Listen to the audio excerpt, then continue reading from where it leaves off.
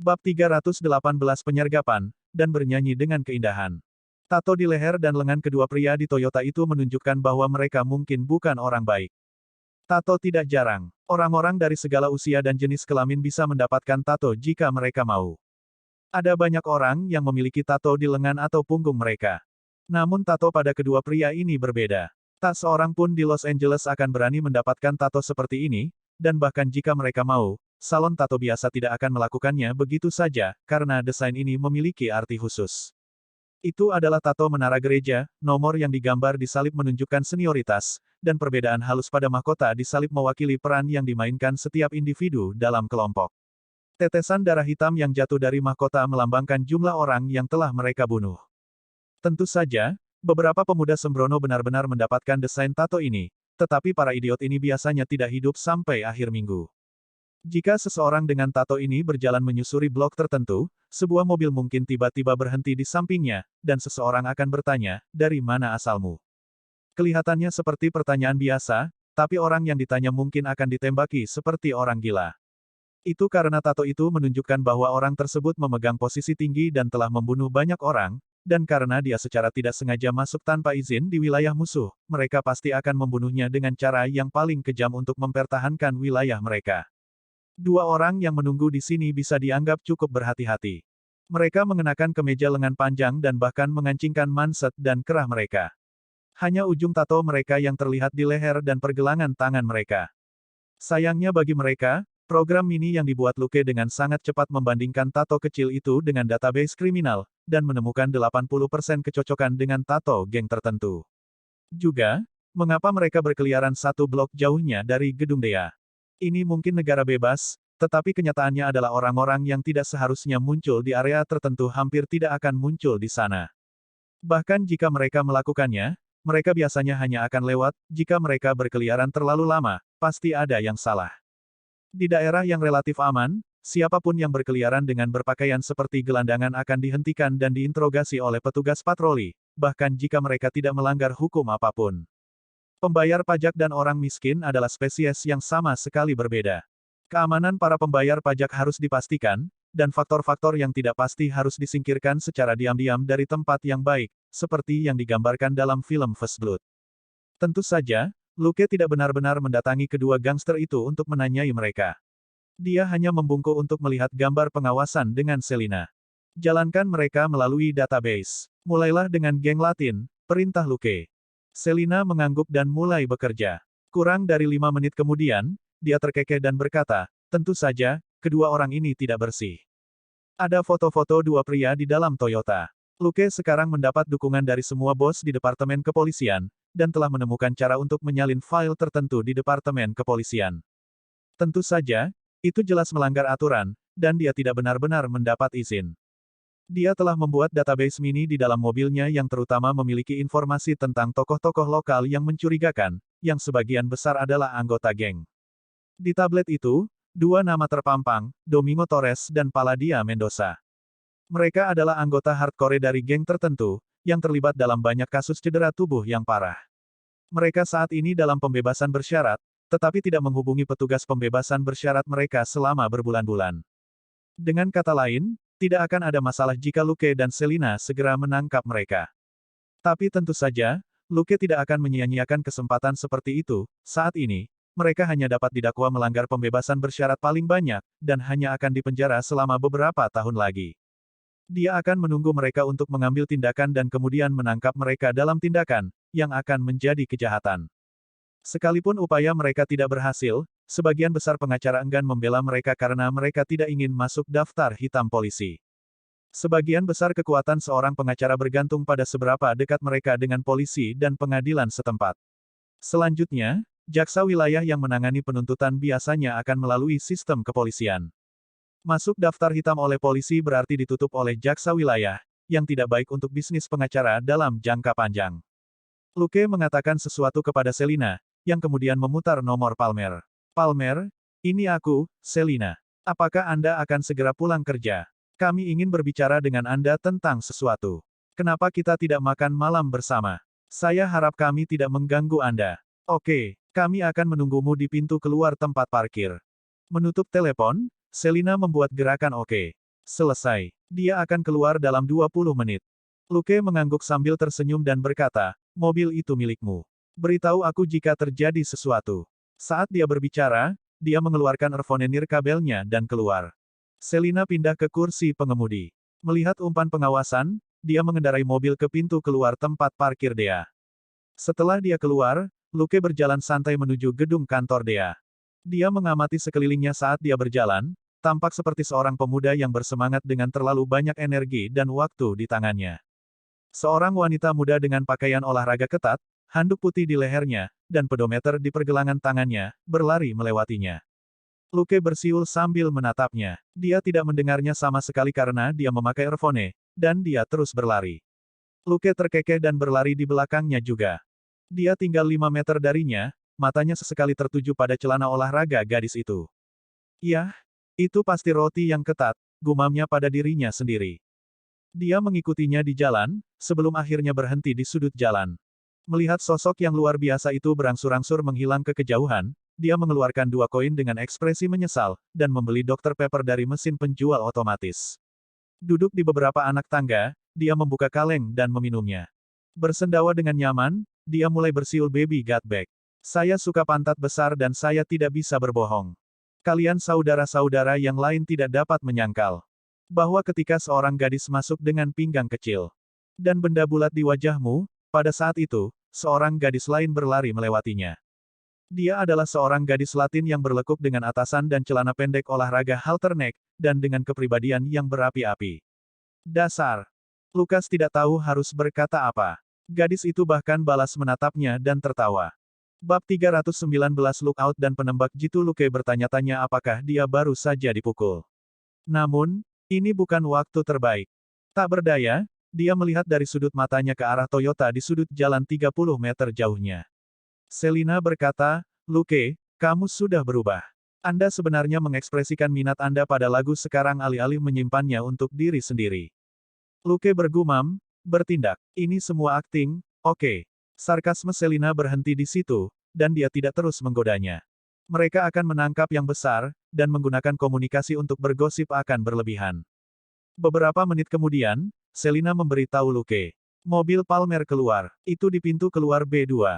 Luke bangkit dan berjalan tanpa tergesa-gesa ke pintu keluar tempat parkir. Hampir pada saat yang sama, Toyota juga bergerak. Lukas menyipitkan matanya. Pintu keluar tempat parkir tidak terlihat dari sini, jadi, apakah seseorang di dalam Dea memberitahu kedua gangster ini, atau adakah seseorang yang mengawasi di dekat sini? Seorang pengkhianat di dalam Dea akan menjadi masalah Dea sendiri, itu tidak biasa untuk memiliki tahi lalat di dalam Dea. Tetapi jika ada pengintai, Luke harus ekstra hati-hati. Jangankan Bullseye, seorang veteran atau seseorang dari pasukan khusus sudah sangat berbahaya. Selina, pindahkan kamera di bagian atas mobil dan periksa gedung-gedung di sekitarnya untuk kemungkinan pengintaian, kata Luke pelan. Mengerti. Saya sudah menyesuaikannya. Saya juga memantau jalan-jalan dengan kamera pengintai pinggir jalan di dekatnya, jawab Selina. Luke bersenandung sebagai tanggapan dan melanjutkan. Dia berjalan di jalan lurus melalui pepohonan di tepi alun-alun kecil. Toyota, di sisi lain, harus berbelok di tikungan untuk mencapai tempat parkir. Luke sedang berjalan di sepanjang sisi miring segitiga siku-siku, sementara para gangster mengambil rute berbentuk L, mereka anehnya terkoordinasi. Kita pada saat Toyota mencapai B2, Luke sudah berada di posisinya. Di timur laut, ada aktivitas yang tidak biasa di jendela ketiga di lantai 10 gedung apartemen abu-abu itu, kata Selina. Luke menggelengkan kepalanya untuk menjernihkan pikirannya, dan saat dia melompat ke depan di jalan setapak, dia melirik ke jendela. Dengan penglihatannya yang tajam, dia melihat cahaya berkilauan dari sesuatu yang samar. Lensa, apakah itu teropong atau teropong? Selina, telepon Palmer dan suruh dia menunggu 5 menit sebelum dia keluar. Aku akan memeriksa orang di lantai 10, kata Luke. Gedung apartemen di timur laut tidak jauh dari B2, tapi deretan pohon menghalangi pandangan. Hanya ketika Palmer keluar dari pintu keluar ini, mereka yang berada dalam penyergapan memiliki peluang terbaik untuk menembaknya. Tidak ada yang tahu berapa lama waktu yang dibutuhkan seorang wanita untuk pulang kerja, dan bukan hal yang aneh bagi Palmer untuk merias wajahnya di tempat parkir. Penundaan 5 menit seharusnya tidak membuat para penyerang khawatir. Tentu saja, Palmer harus diizinkan untuk mengambil bagian dalam interogasi nanti. Dia telah digunakan sebagai umpan, jadi dia berhak atas beberapa pujian. Luke melewati B2 dan bergerak ke timur laut. Gerakannya disembunyikan oleh pepohonan, dan dia telah mengenakan rompi anti peluru yang pas sebelum dia mulai bertugas. Dalam 2 menit, dia telah berlari ke gedung apartemen yang jaraknya 200 meter. Alih-alih menunggu lift, dia hanya bergegas menaiki tangga dan mengaktifkan fungsi pengawasan di telepon palsunya. Jika musuh adalah penembak jitu yang baik, mungkin saja mereka memiliki peralatan berteknologi tinggi juga. Lukas harus berhati-hati. Ini adalah gedung apartemen tua.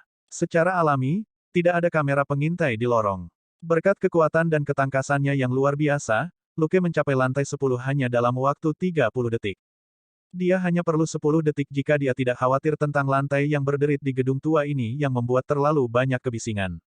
Di lantai 10, Luke menarik napas dalam-dalam, dan mencium bau campuran minyak senjata dan bedak. Meskipun pria itu telah mandi, dia tidak bisa sepenuhnya menghilangkan baunya. Luke diam-diam mendekati unit dan berhenti selama beberapa detik untuk memastikan tidak ada jebakan di pintu dan untuk menunjukkan dengan tepat lokasi pria itu di dalam. Dengan satu tangan, Luke tiba-tiba menekan kunci. Kunci dikirim terbang ke ruangan dengan bam, seolah-olah telah dipukul oleh pendobrak, dan pintu tiba-tiba terlempar terbuka. Sebuah bola bisbol tiba-tiba muncul di tangan Luke, dan dia melemparkannya ke kepala seorang pria 3 meter jauhnya yang sedang berbalik. Bang! Pria itu hanya berbalik setengah jalan ketika dia dipukul, dan dia jatuh di atas meja. Luke dengan cepat memborgolnya dan menemukan walkie-talkie ketika dia melakukan penggeledahan tubuh. Dia mengambil foto wajah pria itu dan mengirimkannya ke Selina. Aku sudah memilah pria di lantai 10. Lihat ke dalam dia. Dia mungkin dari militer. Mudah bagi Luke untuk menebak apa latar belakang pria itu. Perlengkapannya adalah semua peralatan militer standar. Dia tampak persis seperti lencana prajurit pasukan khusus. Melihat tata letak di apartemen, Luke dapat mengatakan bahwa pria itu terlatih dengan baik. Meja makan panjang telah ditarik ke jendela dan bagian belakang telah dinaikkan untuk menciptakan kemiringan alami. Tirai ditarik terbuka hanya dengan retakan dan diikat di tempatnya sehingga tidak akan bergerak tertiup angin dan mempengaruhi bidikan. Pria ini jelas jauh lebih profesional daripada penembak yang dengan santai meletakkan senjata mereka di ambang jendela. Secara alami, penembak jitu tidak selalu memiliki lingkungan yang paling nyaman untuk menembak, tetapi situasi terbaik yang bisa mereka buat sendiri akan meningkatkan akurasi tembakan mereka secara signifikan. Luke memeriksa senapan sniper. Itu adalah M24. Itu jelas telah dimodifikasi, dan jelas bukan senjata baru. Tapi yang mengejutkannya, kilatan tadi bukanlah cahaya yang terpantul dari lingkup pistol, profesional ini telah menutupinya dengan baik dengan tudung. Apa yang dipantulkan cahaya sebenarnya adalah benda kaca di atas lemari. Penembak jitu yang tidak diundang ini jelas tidak menyangka pemiliknya akan menggunakan bagian atas lemari sebagai tempat penyimpanan. Luke menyeret pria itu ke kamar tidur dan mengikatnya dengan tali dari inventarisnya. Basic roping membuatnya cekatan menggunakan tali. Akhirnya, dia menutup mulut pria itu. Menutup pintu apartemen, Luke dengan cepat turun dan menelepon. Elsa, aku telah menangkap seorang penembak jitu yang hendak mengincar Palmer. Saya akan mengirimkan alamatnya. Kirim seseorang untuk menjemputnya secepatnya. Ada 2 penembak lain yang harus saya tangani, saya tidak punya waktu untuk orang ini. Petik 2. Bab 320 Tawanan, Dokter, dan Texas. Elsa menjawab tanpa ragu-ragu, mengerti. Hati-hati. Luke dengan cepat menambahkan, penembak jitu itu kemungkinan dari militer. Beritahu bala bantuan untuk berhati-hati. Petik 2. Elsa menyenandungkan jawaban dan mengakhiri percakapan. Setelah dia selesai menelepon, Luke meninggalkan gedung apartemen dan berjalan ke jalan di depan tempat parkir dengan langkah cepat tetapi tidak mendesak. Toyota sudah diparkir di satu sisi jalan. Luke berkata, Selina, kamu bisa meminta Palmer untuk keluar sekarang. Katakan padanya untuk memperhatikan Toyota. Salin itu, jawab Selina. Dia kemudian menghubungi Palmer. Sesaat kemudian, dia berkata, Palmer sedang dalam perjalanan keluar. Dia baru saja memberitahu saya bahwa mobilnya dimodifikasi secara khusus, dan pintu serta jendelanya tahan peluru terhadap senapan biasa. Itu melegakan. Luke mendekati Toyota dari satu sisi. Dia di pintu keluar. Saya melihatnya, kata Selina. Luke juga melihat SUV Chevrolet hitam di pintu keluar B2. Itu adalah warna dan model mobil favorit setiap agen. SUV meninggalkan tempat parkir dengan kecepatan normal dan berbelok ke kanan di jalan. Namun, tidak ada tanggapan dari pihak Toyota. Apa yang sedang terjadi? Tanya Selin. Luke berkata, jangan terburu-buru. Bahkan jika mereka tidak melakukan apa-apa, kita bisa menangkap mereka nanti. Bagaimanapun, dia telah menangkap penembak jitu di gedung apartemen, yang mungkin tahu lebih banyak daripada keduanya. Tidak ada yang aneh dengan mobil Palmer. Seperti kebanyakan orang, dia perlahan mempercepat setelah dia sampai di jalan, dan beralih ke jalur tengah. Pada saat itu, Toyota akhirnya pindah. Mengemudi langsung melawan lalu lintas, menabrak sisi kiri SUV. Karena tidak siap, SUV itu berbelok dan berhenti di satu sisi jalan. Toyota juga melaju kencang. Bahkan sebelum mobil berhenti, penembak di kursi penumpang sudah keluar dan mulai menembakkan Uzi di tangannya ke kursi pengemudi SUV. Pengemudi Toyota juga turun, dan juga hendak melepaskan tembakan dengan Uzi-nya sendiri. Luke tidak lagi khawatir saat dia melihat para Uzi. Dia tahu bahwa senjata ini tidak akan mampu menembus pintu anti-peluru khusus dengan begitu cepat. Dia mulai berlari saat Toyota berbalik. Ketika penembak pertama melepaskan tembakan, Luke hanya berjarak 20 meter. Dia melepaskan tembakan dengan Glock di tangannya hampir bersamaan dengan yang dilakukan gangster itu. Bang, bang, bang, bang. Kedua penembak berteriak dan pingsan. Luke tidak meneriakkan peringatan karena prosedur yang seharusnya tidak terlalu penting saat ini. Dia bisa langsung membunuh dua gangster ini karena mencoba membunuh seorang agen pemerintah.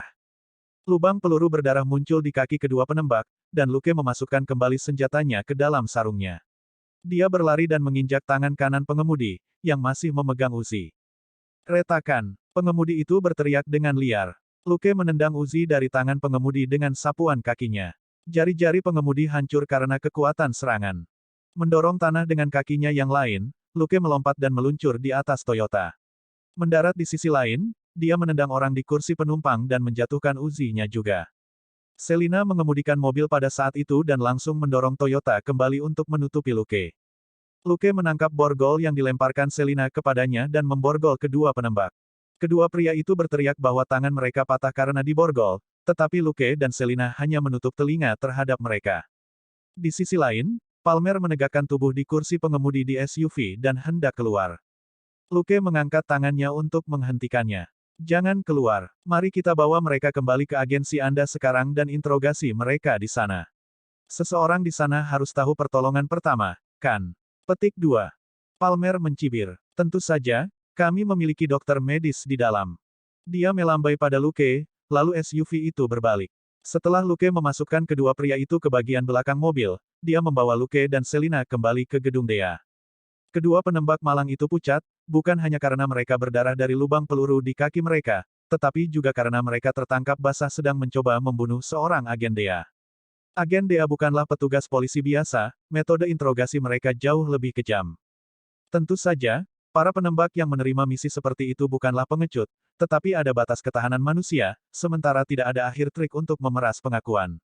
Juga, dalam banyak kasus, Dea tidak akan menghukum para gangster yang membuat mereka marah, tetapi membebaskan mereka setelah interogasi. Lain kali mereka ditangkap, gangster yang tidak kooperatif itu, bersama dengan semua orang di sarang mereka, akan dibunuh sebagai pengedar narkoba. Reputasi keras Dea bukan hanya udara panas. Ketika Luke dan Selina mengendarai mobil mereka, 5 orang telah tiba di tempat parkir. 4 dari mereka jelas-jelas agen, tetapi orang terakhir mengenakan jas putih dan mengeluh, "Hei, saya seorang dokter di bidang farmakologi dan biologi, bukan dokter medis, oke?" Palmer berdiri dengan tenang di depannya. "Morris, aku ingin kedua orang ini hidup selama 2 jam ke depan. Aku yakin kamu bisa melakukannya, kan?" Dokter bernama Morris langsung menjadi tidak nyaman di bawah tatapan Palmer. "Tapi, aku bukan profesional dalam menyelamatkan nyawa." Palmer tiba-tiba memberikan senyum menawan dan menepuk bahu pria itu. "Dua orang ini melepaskan beberapa tembakan ke arah saya sebelumnya. Aku yakin kamu bisa mengerti perasaanku, kan, Morris?" Morris menggigil dan melangkah mundur dengan tiba-tiba. Oke, saya mengerti. Bawa mereka ke lab saya. Saya tidak bisa melakukan operasi apapun di sini." Luke dan Selina menyaksikan kedua penembak itu dengan tenang dibawa pergi, seolah-olah tidak ada yang terjadi saat itu. Setelah kelima orang itu membawa para penembak ke lift, Palmer menoleh ke Luke dan Selina. "Terima kasih." Lukas mengangkat bahu. "Tidak apa-apa, selama kamu tidak menyalahkan kami karena menggunakanmu sebagai umpan." Palmer terkekeh dan mengacak-acak rambutnya dengan tangan. "Aku menyetujuinya, bukan?" Luke berkata, "Kita harus berada di sana selama interogasi. Kami tidak peduli tentang hal lain, tetapi kami ingin tahu siapa yang mengejarmu. Setelah beberapa saat, Palmer akhirnya menghela nafas. Apakah orang-orang dari Texas selama ini gigih? Luke merentangkan tangannya untuk menunjukkan bahwa tidak ada yang bisa dia lakukan untuk mengubahnya. Baik dia dan Selina lahir dan besar di Texas. Martin juga berasal dari Texas. Dia telah menjadi tentara di masa mudanya, dan bergabung dengan polisi setelah dia pensiun. Bab 321 Saya memiliki 82 Lafite kampung halaman Martin, bagaimanapun, adalah El Paso, yang lebih jauh ke selatan Shackelford dan dekat dengan perbatasan Meksiko. Tempat itu dikenal karena kekacauannya. Jadi, sementara dia tidak memiliki perlindungan sistem ayah Luke, Martin mahir membunuh. Palmer tidak mengatakan lebih banyak. Lagi pula, dia tidak bisa menyalahkan Luke karena mengkhawatirkan rekannya. Palmer membawa Luke dan Selina ke kamar di sebelah ruang interogasi. Dua agen DEA di ruangan itu melirik mereka tetapi tidak mengatakan apa-apa. Luke lah yang telah menangkap kedua gangster ini, dan mereka semua berada di pihak yang sama hari ini. Interogasi berlangsung selama 1 jam. Luke mengamati proses dengan ekspresi tenang, seperti yang dilakukan Selina. Sejak pertemuan dengan keluarga Carlos, mereka sama sekali tidak bersimpati pada pengedar narkoba. Kedua penembak ini kebetulan adalah anggota hardcore dari geng pengedar narkoba tertentu. Luke akan meledakkan kepala mereka sekarang, jika dia tidak tertarik dengan kecerdasan mereka.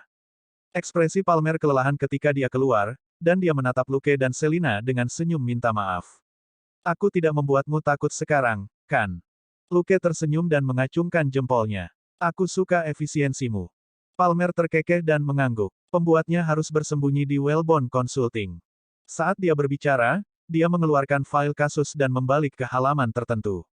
Stanford White, pemegang saham utama dan ketua dewan.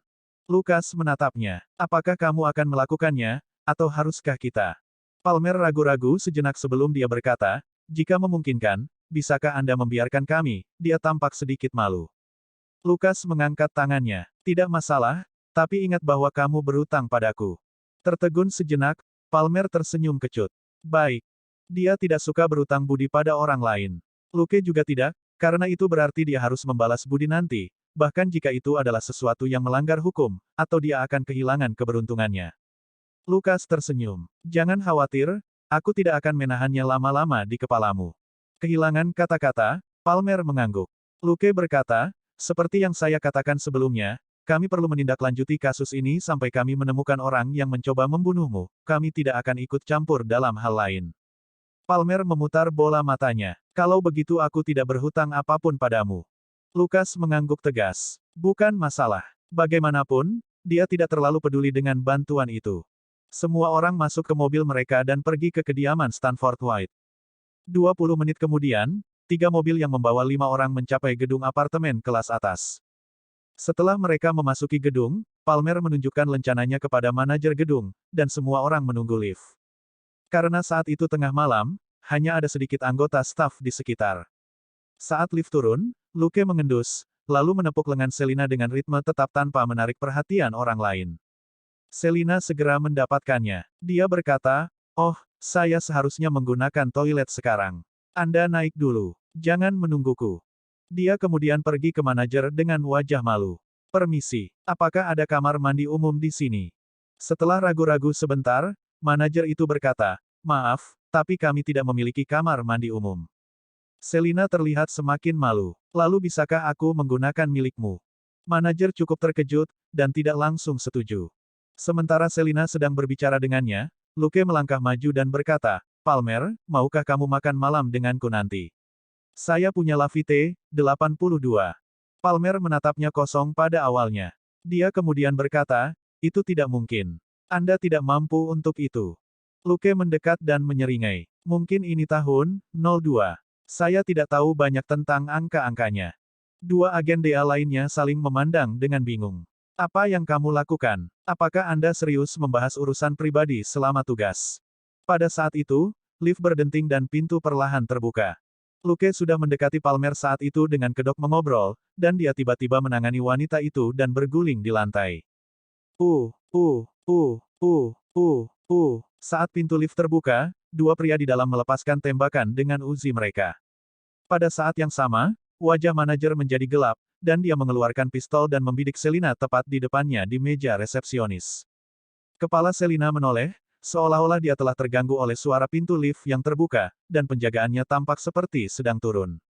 Tetapi saat manajer mengeluarkan senjatanya, Selina menguatkan dirinya di atas meja dan melompat ke atasnya, dan kakinya masuk ke bawah ketiak pria itu sebelum dia melingkarkannya di lehernya.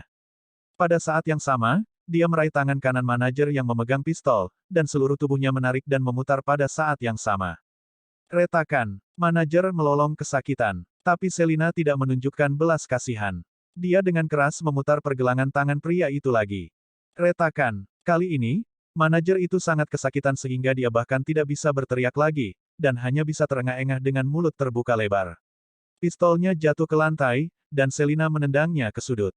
Baru saat itulah Selina mengeluarkan pistolnya dan memukul kepala manajer untuk menjatuhkannya, sebelum dia berlindung di balik konter. Di sisi lain, Luke berguling dengan Palmer di tangannya. Itu tampak seperti pertarungan gila, tapi itu sangat cepat, dan mereka benar-benar bisa merunduk di belakang tangga sekitar 10 meter dengan cepat.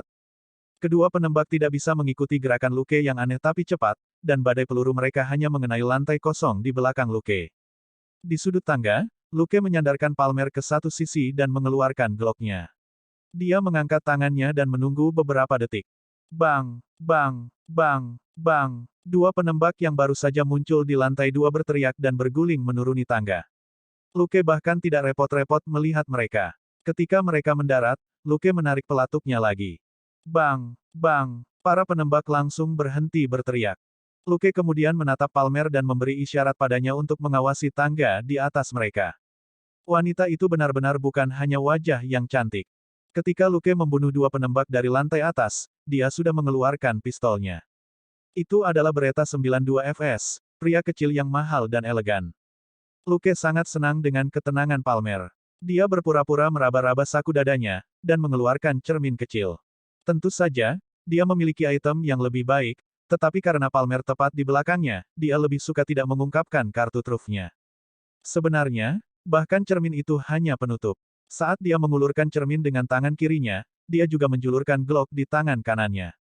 Bang, bang, seorang penembak yang mendekati mereka ditembak 2 kali, dan dia pingsan dengan teriakan. Setenang biasanya, Luke sedikit menyesuaikan sudutnya.